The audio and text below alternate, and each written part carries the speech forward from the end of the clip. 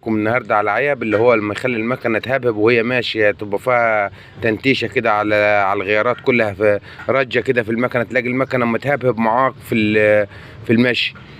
بص يا جماعه، كلموا مع محمود. شايفين بكان البنز الصليبه ده عمود كوبلن.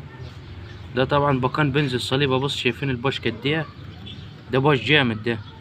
ده يخلي خلل في آلة الجر بتاعة المكنة اللي هي الكبالن، يخلي المكنة وهي ماشية تدي نظام تقطيعة كده، اللي هي تبقى نظام جضة كده كده، نظام ايه، تقطيعة.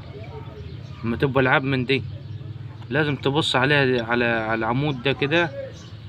يعني انت ممكن تشحم كبارن وتمام التمام وتلاقي العاب قاعد زي ما هو، وممكن تشك في الكرونه وتقول كرونه والمكنه ما تبقاش ما تسحب معاك. كل ده السبب ايه؟ سبب العمدان دياتي.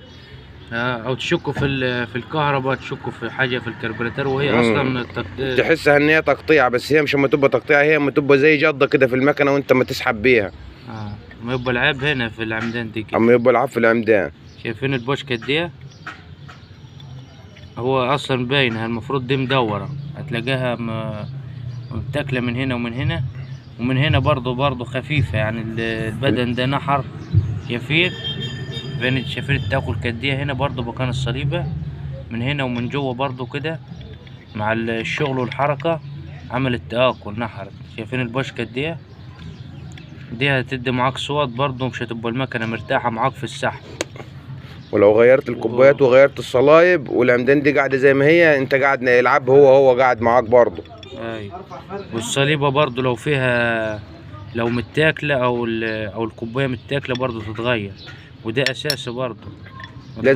لازم تغير العمود ده. ما تقولش اهم حاجه الكوبايات والصلايب، العمود ده لازم يتغير، عشان لو قاعد زي ما هو هيديك نفس العيب معاه. العاب هيفضل قاعد زي ما هو، والتاني اهو يا جماعه برضو نفس العيب برضو. فاحنا غيرنا له الاثنين. طبعا هو كان فاكر ان هي فيها تقطيعة بنزين او كهرباء او حاجه كان لما يقف بالمكنه ويزود يلاقي ما فيهاش تقطيع خالص. فطبعا طب يا اخوانا في ايه؟ الكورونا ده، العجل، كل ده اول ما جه عندي انا فجربت المكنه، فعرفت له العاب على طول. قلت له ده عاب دراعات الكوبلن. اما يبقى احيانا برضه اما تعملها برضه اما يبقى دراع الكوبلن سليم وتمام، بس في عوجه خفيفه. العوجه برضه اما تعمل نفس النظام برضه في لوحه ميله كده، اما يبقى في لوحه اما تعمل نفس الجده دي برضه في المشي. فانتوا تخلوا بالكم من العمدان دي، حاجه مهمه جدا في ان انت لما تشحم كبارن تبص عليها، لو ما لقيتهاش تمام تغيرها على طول. وفي المشي برضه اما تساعدك على المشي والتحميل، برضه اما تأثر على الكوبايات، اما تبوظ الكوبايات بعد كده.